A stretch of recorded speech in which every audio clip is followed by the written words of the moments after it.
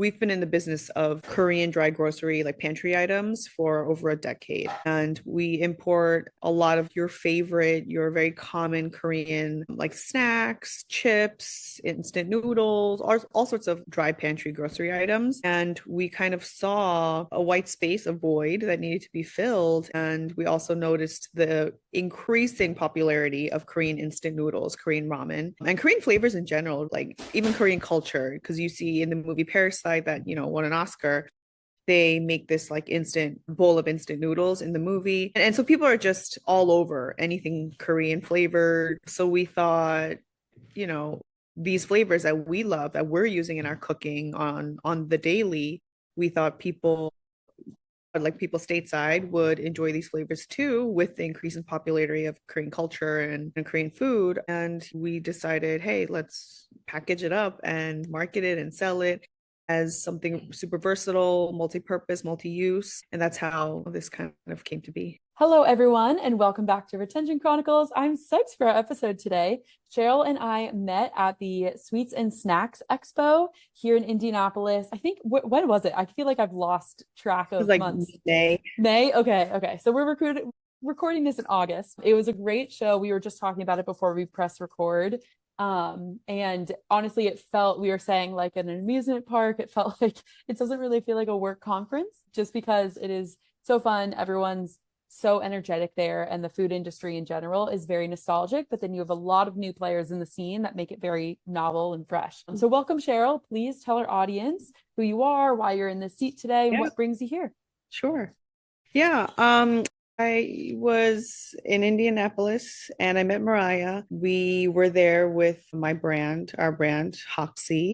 Our brand is about 3 years old now. We started off with kind of a core lineup of ramen seasonings, like Korean ramen seasonings. Look, they come in a pouch like this. I love it. You had it right there to show. I'm prepared. I'm you ready. got it, right? And, I think that might confuse people. Like, why are you bringing ramen seasoning to a sweets and snack show or expo?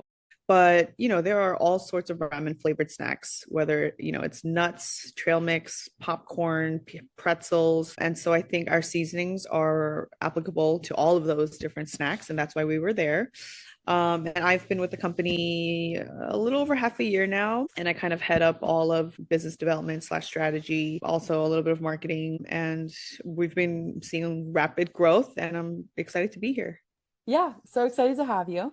I remember trying, I think you had like each seasoning. Sprinkled it on like popcorn and stuff. Yeah. And I remember trying it. I was like, oh yeah, this is good. And you're exactly right that it fits on a bunch of different snacks. Like, I love that you called out, you might not see it as something where you're like, wait, seasoning, how is that gonna be related to snacks and sweets? But I saw so many seasoning companies there, honestly, of like saying exactly what you're saying, with being able to just like, okay, put it on a certain snack. And like, I even saw kind of like, what is it? Oh my gosh, what is the word for it? Like salt, like for like margarita mixes. And they were like, yeah. Right. It's Twang. I think that's the, There were a couple of companies. There was like a chamoy brand too, who was there like showing how you could put their chamoy on like different gummy bears and like Sour Patch Kids, and also like in drinks and all this stuff. So yeah, super interesting, and like a great industry to be in because it can be so diverse. Like obviously, like you said, ramen is probably, I would guess, is that like the number one food that you guys see people using your seasonings on? Yeah, I mean, it was meant to make ramen broth. Like you add water and it just becomes like soup for your ramen, your noodles. But, people have been getting really creative with the way that use it. They put in fried rice, they put it in pasta, they put it on their snacks, they put it in a dip, in gravy and dressing, like all sorts of things. So it's just like a really good, delicious, savory lineup of seasonings. We have 5 different flavors. They're all vegan, no MSG, non-GMO, gluten-free, and they taste great in just about anything. I love it. So tell me a little bit more. Yeah, give us your 5 flavor profiles for our audience. So like I said, the core lineup of ramen seasonings comes in 5 different flavors. The one I showed you here, that's chicken.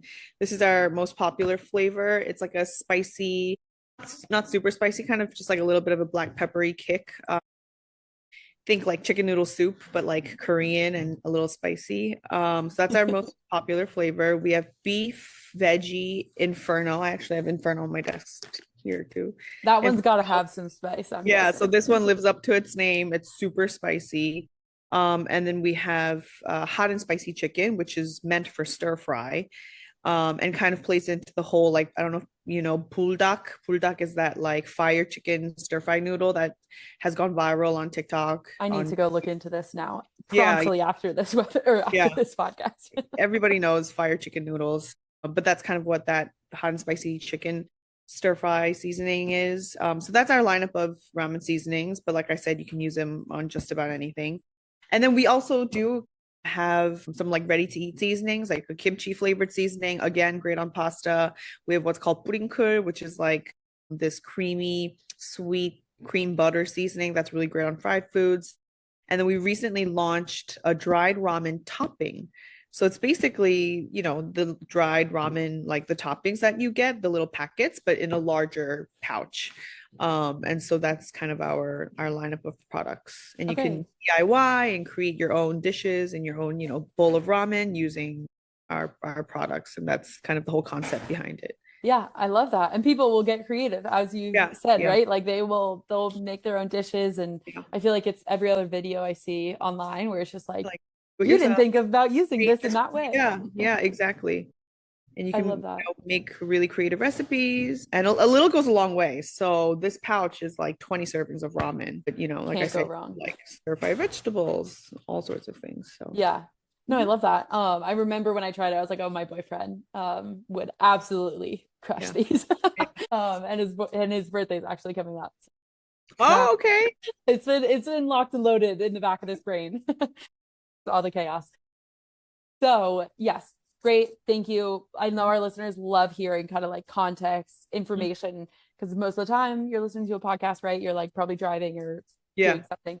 right, So it's right, always right. great to give context. And the other question that I love to ask before diving into more of the strategy side of things is just how did you even start the company? Why did you want to start it? Kind of give us those like lead Yeah. up footsteps. So our parent company actually, we've been in the business of like Korean dry grocery, like pantry items for over a decade. And we import a lot of like your very common Korean like snacks, chips, instant noodles, all sorts of like dry pantry grocery items. And we kind of saw, a white space, a void that needed to be filled. And we also noticed the increasing popularity of Korean instant noodles, Korean ramen, and Korean flavors in general, really, like even Korean culture. Because you see in the movie Parasite that, won an Oscar, they make this like instant bowl of instant noodles in the movie. And so people are just all over anything Korean flavored, Korean, K barbecue, kimchi. So we thought, you know, these flavors that we love that we're using in our cooking on the daily, we thought people stateside would enjoy these flavors too with the increase in popularity of Korean culture and Korean food. And we decided, hey, let's package it up and market it and sell it as something super versatile, multi-purpose, multi-use. And that's how this kind of came to be. Yeah, I love that. And 3 years later, here you are. Yeah, yeah. And we've been super fortunate, super lucky to get into some really great offline retail partners. We're in Home Goods, we're at World Market, we're launching at Walmart in October, which is huge. Yeah, that's very Um, exciting. yeah, Congrats. we're at some like regional shop rights up here. It's been great. And obviously, you can find us online on like Amazon, Walmart.com. Yes. Yep. Awesome. Love it. Giving people the places to shop. Let Yeah, them go and find it. And then I want to hear from our listeners too, like any recipes right, people right. follow. Because that's always At the Sweets and Snacks Expo, we met, I'm like not even exaggerating, maybe a dozen people passed by saying, "Oh my God, I know this product. We bought it at Home Goods. We bought it at World Market. My daughter loves it. My like boyfriend loves it. We've been using it like for everything." And that was kind of amazing because I think our logo and our packaging, like how bold the fonts and like the colors are, people just like instantly recognize the packaging. So that was really nice. I bumped into a bunch of people at Indianapolis who, had tried our products and saw them at like Home Goods and stuff. I love that. It must feel really, really incredible, but also Super kind of rewarding. otherworldly. Yeah, just to be Yeah. like, whoa, like I'm here for a work conference, but I'm here to make connections, but you're hearing from customers. It's pretty cool. I feel like too, it is interesting the packaging because I feel like this is something where specifically in retail, you need really good packaging to stand out on Oh the yeah, shelves. But I feel like also in food, really specifically in for food, sure. people will really remember you for your packaging. So I think this will be a nice little blend into talking about acquisition. So Mhm. walk us through a little bit about how you decided on the colors, the packaging, all Mhm. the things that kind of led into, how customers are finding you on shelves or Yeah. online. Yeah, I think that that conversation also kind of starts with who our target audience, our target demographic was initially. Because we knew off the bat that we didn't want to target Asians only, which a lot of Asian, but specifically Korean companies do. It's in the branding, it's in the packaging. Korean products from Korea by Korean brands have a certain like aesthetic, and instantly, oh, this is Korean. But we wanted to stay away from that, and we're not really a current Korean company in Korea. We're based here. We were born in the States, and so we really wanted to resonate with the American consumer, the average like American consumer. Maybe not in like an urban like New York City or LA, but somewhere like in the Midwest, in the South, somebody, who's not super familiar or doesn't have ready like access to Asian products in their grocery store. So that's kind of like the aesthetic we wanted when it came to the branding and the packaging. We wanted non-Asians to be able to, you know, be attracted to it, or have some kind of like sense of familiarity when it comes to the packaging. And so that actually speaks to the bright colors, kind of like the bold fonts. Everything's in English. You don't see like a ton of Korean on the packaging. And I think it's also a little bit like Gen Z vibes, where it looks like kind of young and like fresh, and again bold. And obviously the colors kind of like are in line with each flavor. So the chicken is yellow, like the Inferno is black, the veggie is green. So we chose these like very bold, solid colors that stand out on the shelves, big fonts that you could instantly read. And we really had the average American consumer in mind. Yeah. No, and it stands out. I feel like, yeah. The person who like decides the marketing term that's like Gen Z aesthetic, Yeah, I they'll know. be a millionaire because I feel like it's like everyone knows what you're talking about, but Yeah, you're it's like, hard what to. is it? Right, right, right. Yeah. And I'm like, maybe I should work on that, I should Yeah, coin yeah, it on this podcast because I feel like I say the same thing where I'm like, it's yeah. very Gen Z, But like, don't know what how is to Gen Z? describe. Yeah, Yeah, it's hard to articulate, exactly. but we Yeah. all know like what we're talking about, what Yes, we're yeah. referring You understand. You understand.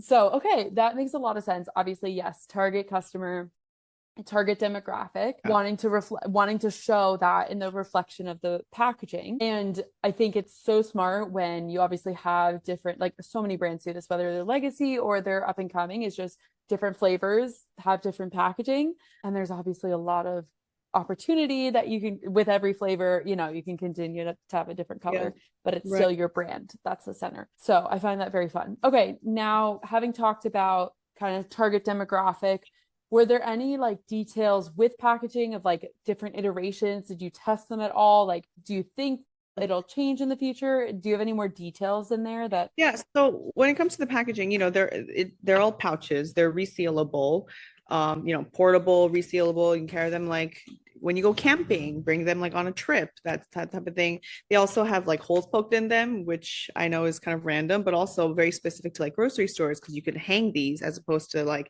them taking up real estate on the shelves, which is very important when you think about entering a big grocery store. So these things all came into play, but also when it comes to like bottles, like you have like chili flakes and things that come in bottles, those aren't easy to fully brand, because if you think about it, you are just slapping a sticker onto bottles, whereas with the pouch, you can fully cover the entire pouch with like all the info you need, all the design elements you want to include. So we tested different sizes, different types of pouches. We went from bottle components and then ultimately decided on the resealable pouch, and they stand up nicely.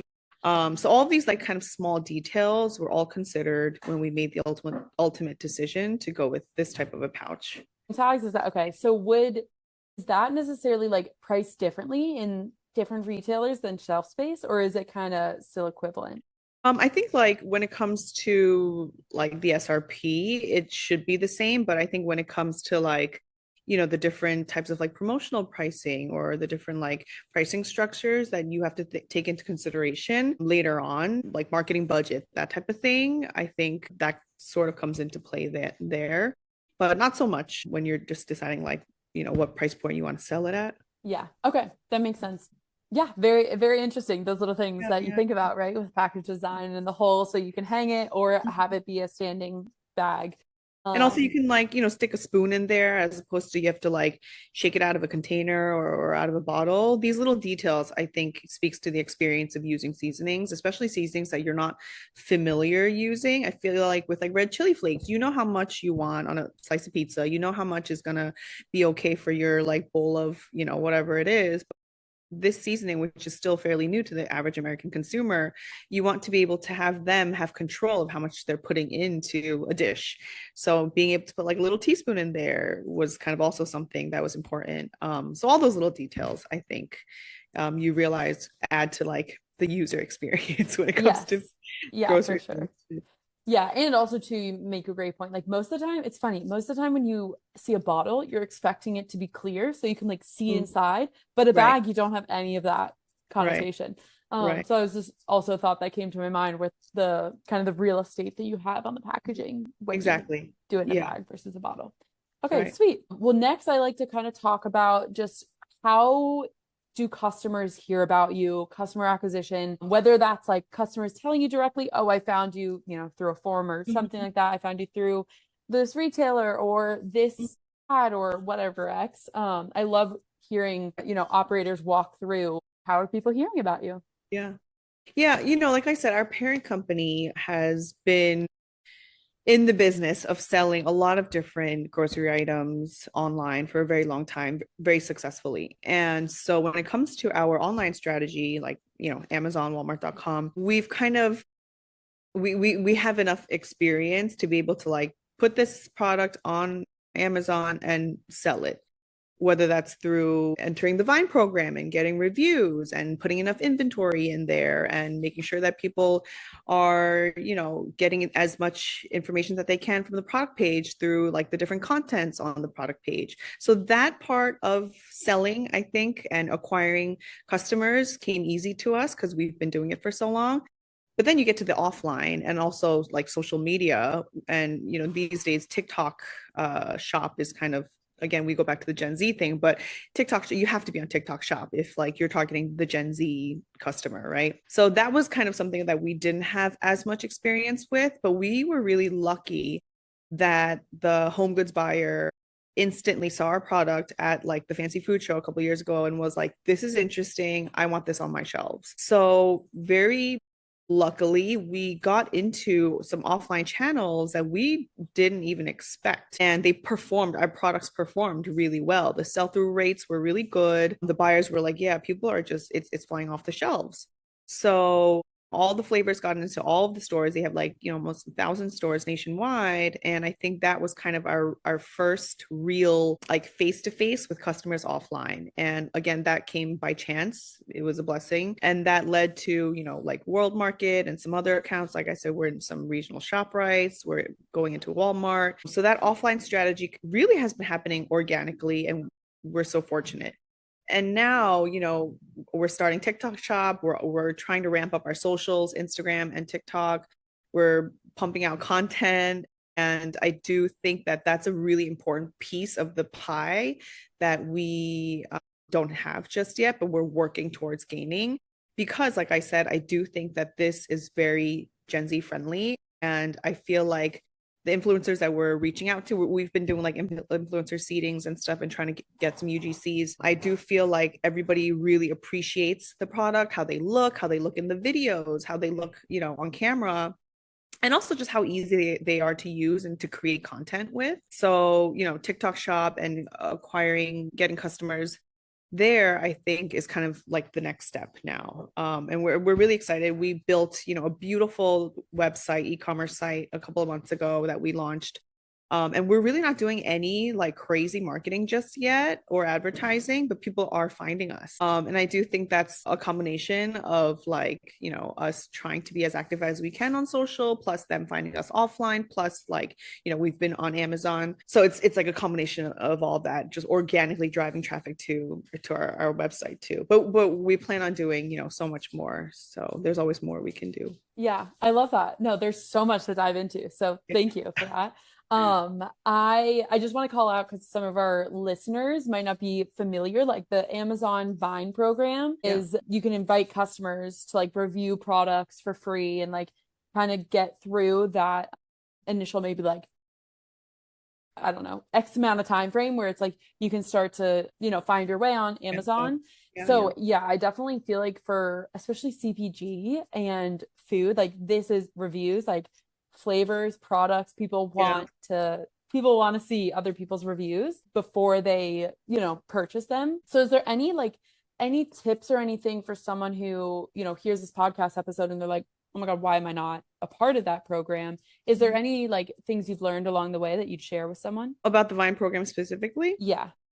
Well, I do think you have to think about like the cost of your goods too, because that's, you know, that's essentially a marketing cost because you're giving out these products for free, you're shipping them out to like 30-ish people, right? And you're also running the risk of people not liking the product and giving you a 1 star and being like, hey, I got this for free, but I still hate it. You know, you can't force people to love a free. So you do run that risk. But I think overall, though, I've had good experience with the Vine product. I do think it's well worth that small investment, initial investment. You are driving traffic to your page. You are getting reviews that you otherwise wouldn't have gotten. And I do think that people who are familiar with the program, people who shop a lot on Amazon, kind of sometimes even like look for those reviews. And they know that these like Vine reviewers, these people who participate in the program, can kind of be trusted for their opinion, for their like honest opinion. So I think it's overall a positive sort of like strategy to get those initial reviews on your like otherwise empty page. Yeah. Yeah, for sure. And Amazon really does. You're right. Like people are so familiar with reviews on Amazon that it's like it really can make or break the difference. So I think next thing was TikTok Shop. And I actually was just on a webinar with Jordan West. He is like TikTok Shop guru. I feel like he's like thinking through so many things. So you should definitely look into his LinkedIn post if you haven't.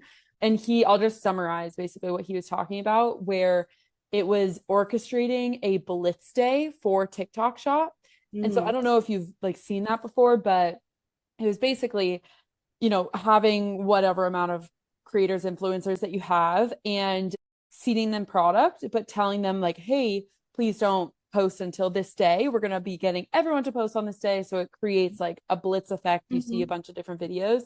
And then, you know, like we're going to be putting some ad dollars behind it. So you could be, you know, your profile would be, you know, maybe part of that. And so it's kind of like a win-win. So I thought that was an interesting approach to TikTok Shop. And I feel like I've seen brands, especially, I feel like Comfort just did this, where it's like, I was like, they're everywhere.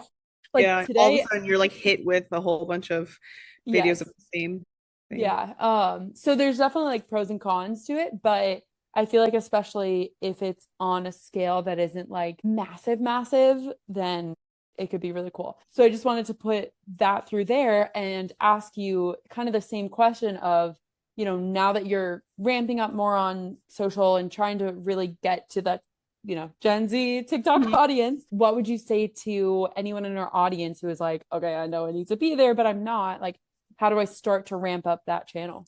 Right. It's not just Gen Z on TikTok. There are like, you know, older generations on TikTok who, you know, are more savvy with social media and that specific platform than I could ever be. And so maybe instead of saying the Gen Zs, maybe I'll say that the people who use that platform. The TikTokers. The TikTokers, yes. But anyway, yeah. So you know what I find, especially in food, I think, and what we're trying to do is, you know, you try to create content. We try to create content internally too. of things that we hope will go viral, right? And that I know sounds, oh yeah, duh, of course you want it to go viral, but it's kind of like a very specific strategy because you have to really like look for why certain videos work and why certain videos don't, and whether or not that type of video and that format can apply to your product and whether that makes sense. Because sometimes a certain like TikTok sound or song could go viral and people will be like trying to use it, but it doesn't make sense with their product, nor does it make sense with their branding, and it's like just off brand. So you have to kind of like find something that works for your brand and your products, right? And so obviously we are a food brand, and so we look for, we try to benchmark a lot of different accounts that have similar aesthetics or products, creating like different recipes or showcasing, like food products specifically, whether it's like the finished result or the texture or the cooking process, all of these things. So, we try to be smart and wise about the type of content we're trying to put out there. But ultimately, I do think that there's that huge kind of like food recipe searching, like, demographic on TikTok and they're like specific searching for certain hashtags. And, there's a whole world of like ramen TikToks and ramen recipes out there. And that's what we're very like in tune with, or we're trying to benchmark and pump out. Yeah, that really makes sense. Okay, third thing I wanted to kind of riff on was just the happenstance of getting into home goods. I feel like that's really, I mean, obviously sounds like sell-through rates, right? Really great for the brand, but also one of those places, one of those retailers that maybe brands wouldn't think of automatically for Right. food. And Right. I feel like when you think about, okay, home goods, what is your experience normally like? You'll find those like, you're not going to find obviously a bunch of different foods, but you'll find things like that where it's like seasoning, you Yeah. could fall into like the snacks and the like meal prep and meal seasonings, obviously, but then it's like it also tips into gifts a little bit too, where like I was saying, like, oh, I know this will make a great gift for people that I Yeah. know will Yeah. enjoy it. And so I feel like that hopefully is a reminder for our audience, like even if it's not, like the biggest retailer that you're getting in first, which has its own headaches associated with it, there are a bunch of these other retailers that it might make sense for your brand to live in and still see a lot of success. So I love that you could share, okay, like Home Goods was our first offline channel. And, like you said, people don't realize how big, how significant of a food section, like grocery section, Home Goods has. And they've been expanding, and I feel like they're going to continue to expand. And so if you walk into a Home Goods, it's like double, triple the number of aisles that it was, just a couple of years ago.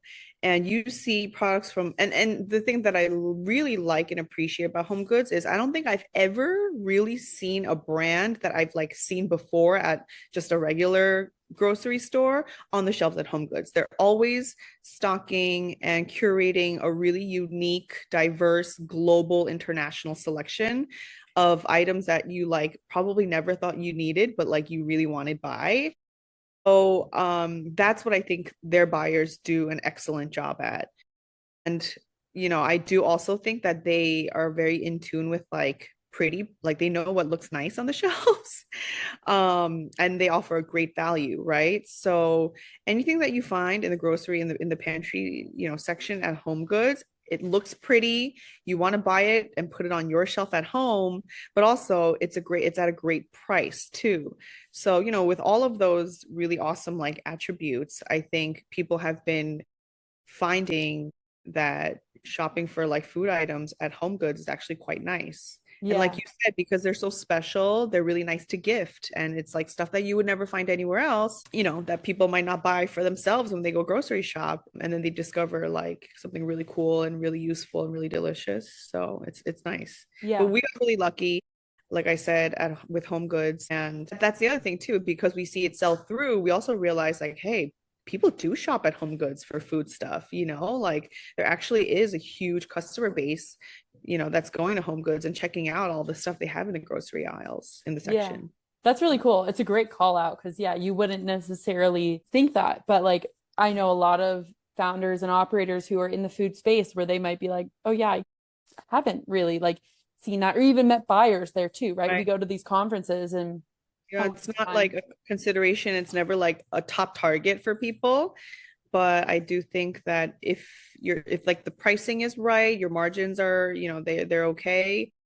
And yeah, sure, why not? Home Goods has, it's nationwide. I would consider it big box, even though it's considered like a value store, a discount store. But it was great for us as like an initial, offline partner. Yeah, yeah, that's awesome. And now I want to transition us to retention, of course.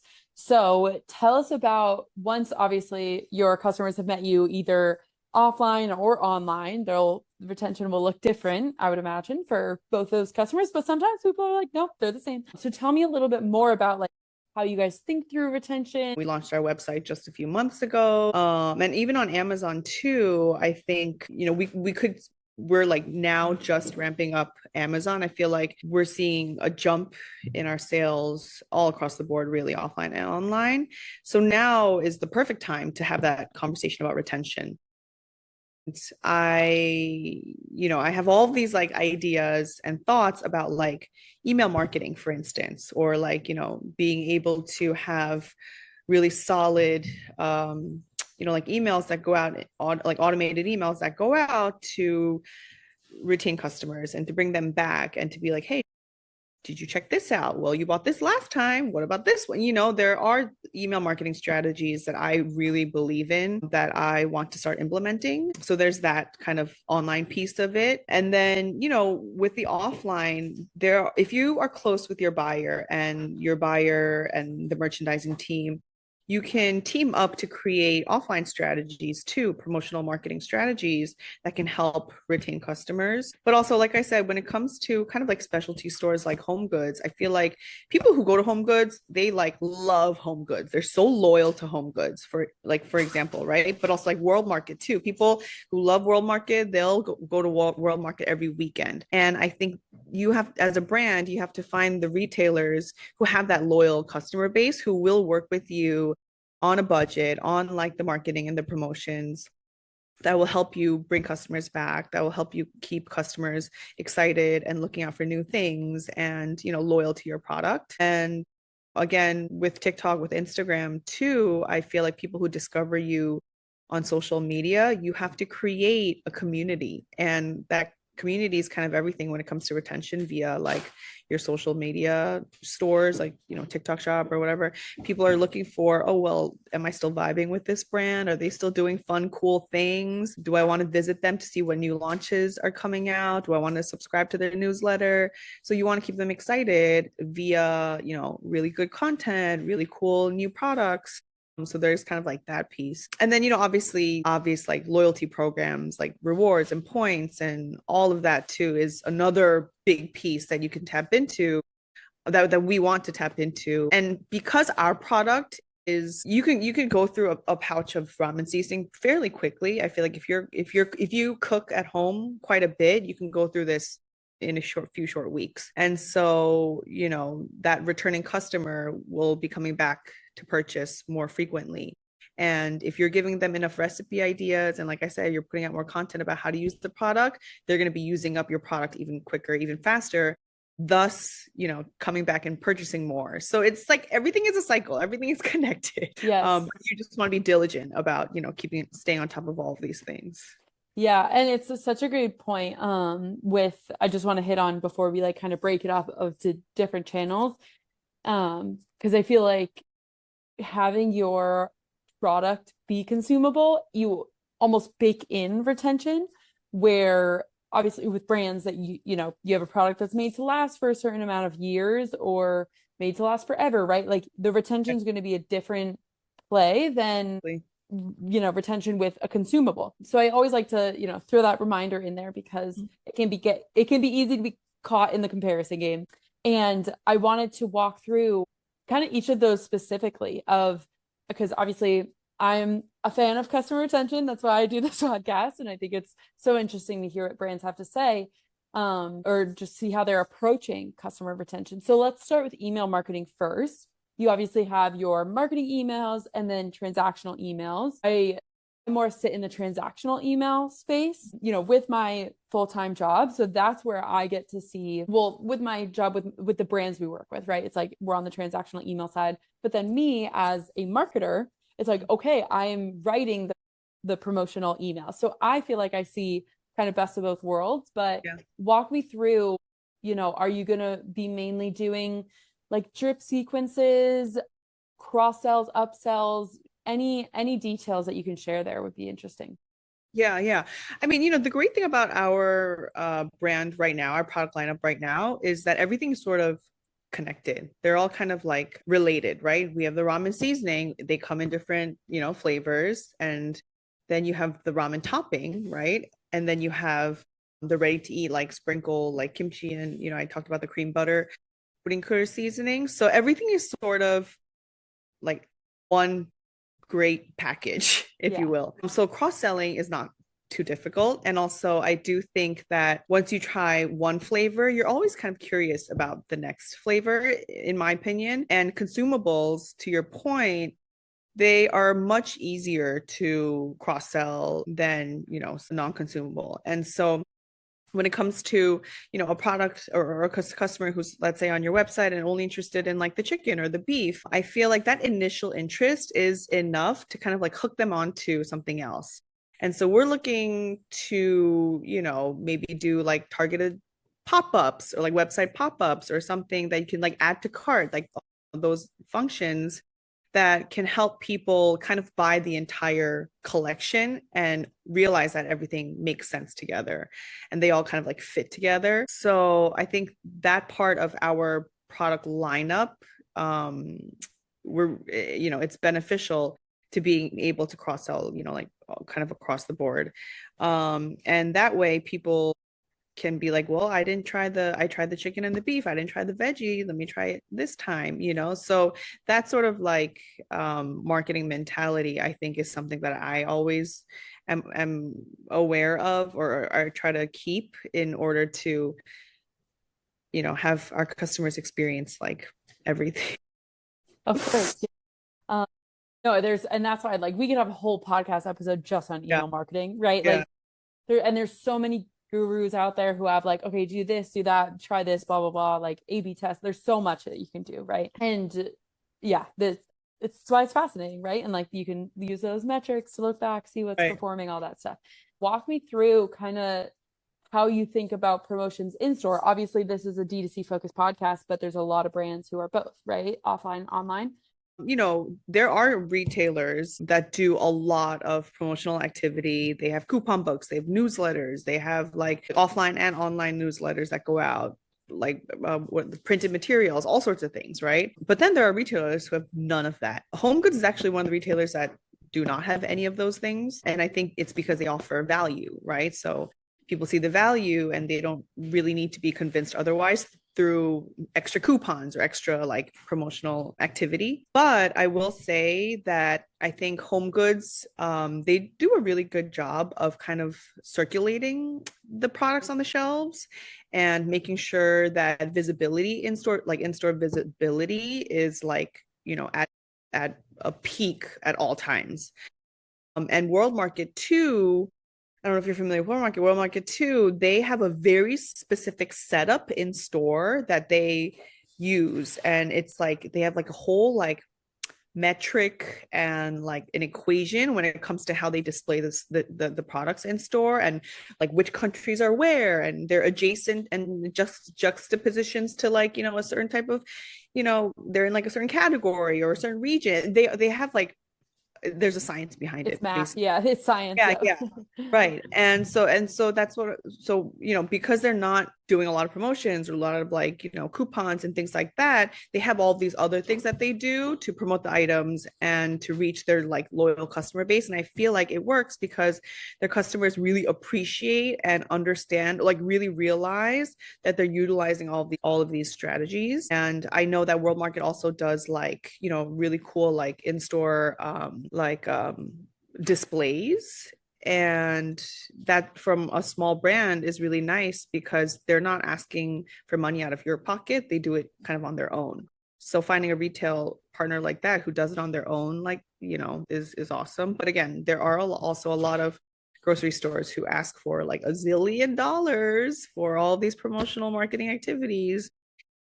All of those things are supposed to be highly beneficial to your sales, and I think are kind of a necessary evil, and will promote your product in the stores, and push sales and things like that. So Yeah.